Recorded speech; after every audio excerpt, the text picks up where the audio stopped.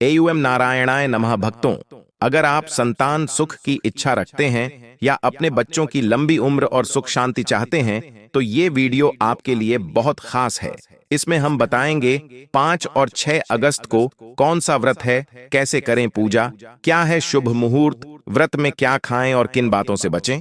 लेकिन ध्यान रहे, अगर आपने ये वीडियो अधूरी देखी तो आप इस महत्वपूर्ण जानकारी से वंचित रह सकते हैं। पूरी जानकारी तभी मिलेगी जब आप वीडियो को अंत तक देखेंगे। तो चलिए शुरू करते हैं आज की खास जानकारी, पुत्रदा एकादशी व्रत के बारे में। जो भी भक्ति वीडियो को आधा अधूरा देखेगा वह जीवन में कभी सफल नहीं हो पाएगा। वह इस ज्ञानवर्धक जानकारी से वंचित रह जाएंगे, इसलिए पूरा वीडियो देखें। समय ऐसा है कि हमारा काम सिर्फ सही सलाह देना है। हम सिर्फ सलाह ही दे सकते हैं। अब आप माने या न माने ये आपकी मर्जी है, लेकिन एक बात जरूर कहूंगा, अगर आपको ऐसा लगता है तो भगवान विष्णु की कृपा से आपका बोझ उतर जाएगा। तो चलिए भक्तों, आपका ज्यादा समय बर्बाद न करते हुए जानकारी शुरू करते हैं। उससे पहले आइए जानते हैं कि पुत्रदा एकादशी व्रत क्यों रखा जाता है और हिंदू धर्म में इसका क्या महत्व है, इसके पीछे क्या कारण है, इसकी कथा क्या है। उसके बाद बाकी जानकारी हम बार बार जानेंगे। पुत्रदा एकादशी हिंदू धर्म में एक बहुत ही महत्वपूर्ण व्रत है जो संतान की रक्षा के लिए रखा जाता है। यह व्रत साल में 2 बार ही आता है, उत्तर मास की एकादशी और वर्षा मास के शुभ पक्ष की एकादशी। इसे वर्षा मास की पुत्रदा एकादशी कहते हैं, जो 5 अगस्त को पड़ने वाली है। संतान प्राप्ति के लिए पुत्रदा एकादशी का व्रत बहुत ही फलदायी माना जाता है।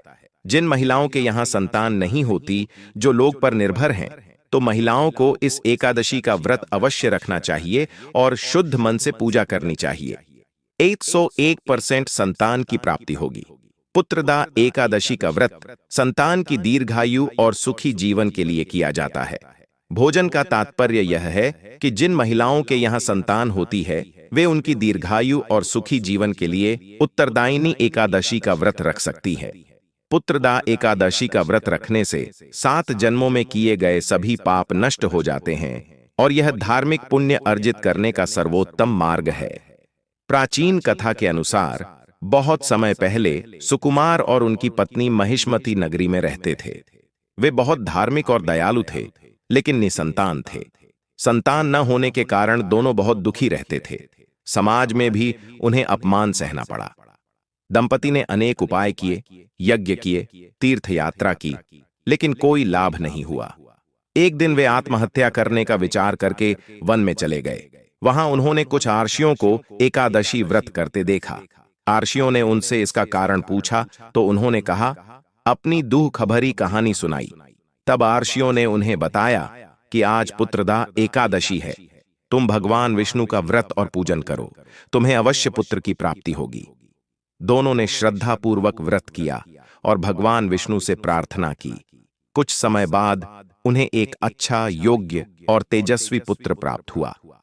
दंपति बहुत प्रसन्न हुए और उन्होंने अपना जीवन सुखपूर्वक व्यतीत किया। इस कथा का तात्पर्य यह है कि जो भी स्त्रियां निसंतान हों, वे पूर्ण श्रद्धा और शुद्ध मन से इस व्रत को करें तो उन्हें संतान की प्राप्ति होती है। और कुछ महिलाएं अपनी संतान की लंबी आयु के लिए यह व्रत रखती हैं। तो भक्तों, अब जानते हैं कि एकादशी का व्रत कब रखें, किस दिन पूजा करें, पूजा का शुभ मुहूर्त क्या है, शुभ मुहूर्त क्या है, किस दिन व्रत रखें। इसके बाद हम आपको पूजा विधि के बारे में बताएंगे। अगस्त 2025 माह में श्रावण पुत्रदा एकादशी, जिसे पवित्रोपण या पवित्रा एकादशी भी कहते हैं, 5 अगस्त 2025 मंगलवार को रखी जाएगी। एकादशी का प्रारंभ 4 अगस्त 2025 दोपहर लगभग 11 बजे होगा। यह शाम को शुरू होगी। एकादशी का समापन 5 अगस्त 2025 को शाम लगभग 2:22 बजे होगा।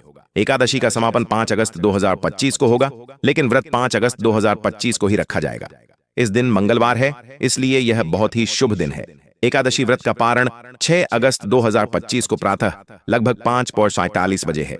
इसे प्रातः 8:26 बजे तक करना शुभ है। 12 दिन की अवधि पूर्ण हो चुकी है। व्रत का दिन 6 अगस्त है, सुबह लगभग 8 बजे से शाम 3 बजे तक। शुभ मुहूर्त में एकादशी व्रत का पालन करना शुभ होता है। इससे भगवान विष्णु प्रसन्न होते हैं और मनचाहा वरदान देते हैं। चलिए भक्तों, अब जानते हैं एकादशी व्रत कैसे करें। क्या गलतियां हैं, जनक व्रत करने से कैसे बचें? आइए जानते हैं सुबह से शाम तक की पूरी पूजन विधि। उससे पहले वीडियो को लाइक करें और कमेंट बॉक्स में जय श्री हरि विष्णु जरूर लिखें। अगर आप चैनल पर पहली बार आए हैं तो चैनल को सब्सक्राइब जरूर करें ताकि आने वाले वीडियो आपको सीधे मिल सकें। तो चलिए जानकारी शुरू करते हैं। एकादशी के दिन आपको सुबह ब्रह्म मुहूर्त में उठना है। ब्रह्म मुहूर्त का समय सुबह 4 बजे से शाम 5 बजे के बीच का होता है। आपको इसी समय उठना है और उठते ही भगवान का नाम लेना है। एयूएम नमो भगवते वासुदेवाय नमः मंत्र का जाप करें। इसके बाद आपको अपने घर की सफाई करनी है और शुद्ध जल से स्नान करना है। हो सके तो गंगा जल से स्नान करें। अगर संभव न हो तो घर पर ही स्नान करें। शुद्ध जल में 2 से 3 बूंद गंगा जल डालकर स्नान करें। स्नान के बाद स्वच्छ वस्त्र धारण करें, लेकिन ध्यान रहे दिन में सफेद या काले वस्त्र न पहने, क्योंकि इसे अशुभ माना जाता है। इसके अलावा आप लाल, हरा, पीला, गुलाबी किसी भी प्रकार के कपड़े पहन सकते हैं। इसके बाद आपको मंदिर की अच्छी तरह से सफाई करनी होगी। फिर श्री हरि विष्णु की पूजा के लिए एक चौखट पर पीला कपड़ा बिछाई और उस पर भगवान विष्णु की मूर्ति या चित्र स्थापित करें। फिर आपको पूजा की सामग्री एकत्र करनी है। एक थाली लें, उसमें कुछ फूल रखें और पूजा की सामग्री अर्पित करें। भगवान विष्णु को पीले फूल, चावल, चंदन, धूप, दीप और सबसे पवित्र तुलसी पत्र अर्पित करें, जो भगवान विष्णु को अत्यंत प्रिय है। तुलसी पत्र के बिना भगवान विष्णु की पूजा अधूरी मानी जाती है, क्योंकि शास्त्रों में कहा गया है कि श्री हरि विष्णु को तुलसी अत्यंत प्रिय है। तुलसी लक्ष्मी का रूप है, जो भगवान विष्णु की पत्नी है। इसलिए पूजा के दौरान तुलसी का पत्ता जरूर लें। इसके बाद आपको पीले रंग की मिठाई जैसे बेसन के लड्डू, केला आदि लेना है खाने के लिए। इसके बाद आपको पंचामृत तैयार करना है। पंचामृत तैयार करने के लिए आपको दूध, दही, शहद, तुलसी पत्ता आदि मिलाना है और पंचामृत तैयार करें। पूजन सामग्री एकत्रित करने के बाद हम पूजन शुरू करेंगे। पूजन शुरू करने से पहले हमें शपथ लेनी होगी। शपथ लेने के लिए हाथ में थोड़ा सा फूल और चावल लेकर अपना नाम, अपने कुल का नाम लें। जिस जगह आप शपथ ले रहे हैं उस जगह का नाम, अपने इलाके का नाम, अपने मन का नाम लें। पूर्व दिशा की ओर मुख करके आसन पर बैठ जाए। हाथ में जल और पुष्प लेकर भगवान विष्णु का ध्यान करें, मंत्र का जाप करें, फिर संकल्प मंत्र का जाप करें। इसके बाद हाथ में लिया हुआ जल धरती पर छोड़ दें और मन ही मन संकल्प लें। इसके बाद पूजा शुरू करेंगे। पूजा शुरू करने के लिए जहां आप पूजा कर रहे हैं वहीं बैठ जाइए। आपके घर में पूजा के लिए जो भी उपयुक्त स्थान हो, जहां भी आप बैठकर पूजा करें, अपना मुख उत्तर दिशा की ओर करने का प्रयास करें।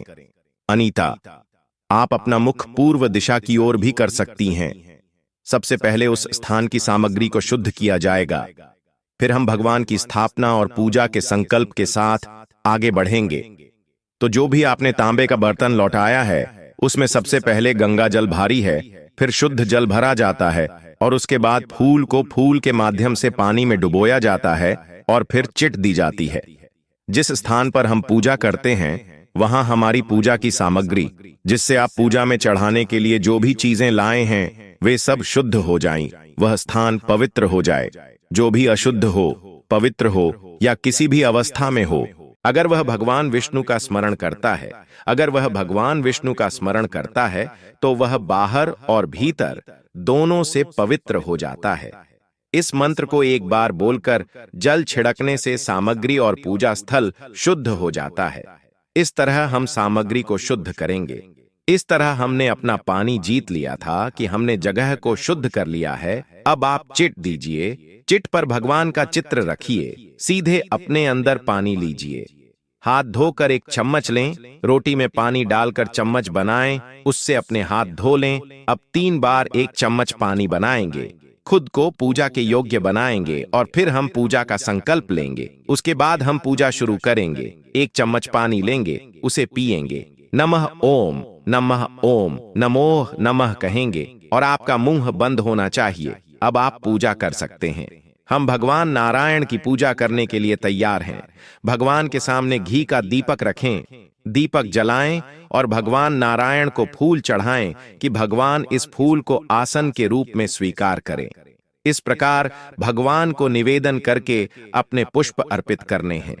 पुष्प अर्पित करने के बाद अब व्रत की पूजा विधि का निर्णय लेंगे और फिर पूजा शुरू होगी।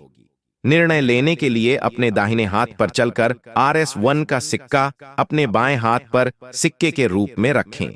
कई वर वधू एक साथ व्रत करते हैं, इसलिए आपको इसे अलग अलग करने की कोई आवश्यकता नहीं है।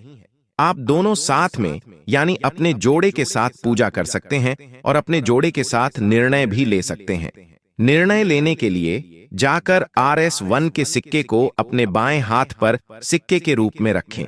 3 बार दोहराएं, ओम श्री विष्णु, ओम श्री विष्णु, ओम श्री विष्णु। जैसे अनाज, गेहूं, चावल, दाल, सामान्य नमक की जगह आप सेंधा नमक का इस्तेमाल कर सकते हैं।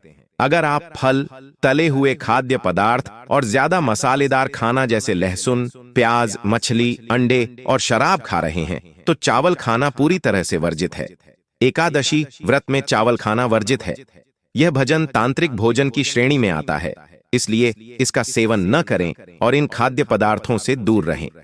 तभी आपकी एकादशी व्रत पूजा पूर्ण मानी जाएगी। पुत्रदा एकादशी व्रत अत्यंत पवित्र माना जाता है, अतः पवित्रता और संयम का विशेष ध्यान रखें। मन, वाणी और काया को पवित्र रखें। भगवान विष्णु का ध्यान करें, व्रत कथा सुनें और भक्ति करें। और भक्तों, अगर आपको यह जानकारी उपयोगी लगी हो तो वीडियो को लाइक जरूर करें। कमेंट में लिखे ओम नमो भगवते वासुदेवाय नमः। और ऐसी ही सच्ची और शुद्ध जानकारी के लिए हमारे चैनल को जरूर सब्सक्राइब करें, क्योंकि हम लाते हैं आपके लिए ऐसे धार्मिक रहस्य, व्रत पूजन विधियां और शास्त्रों की सच्ची बातें जो आपके जीवन को बदल सकती हैं। सब्सक्राइब करें और बेल आइकन दबाएं ताकि अगली बार कोई भी शुभ अवसर या व्रत की जानकारी आपसे छूट न जाए।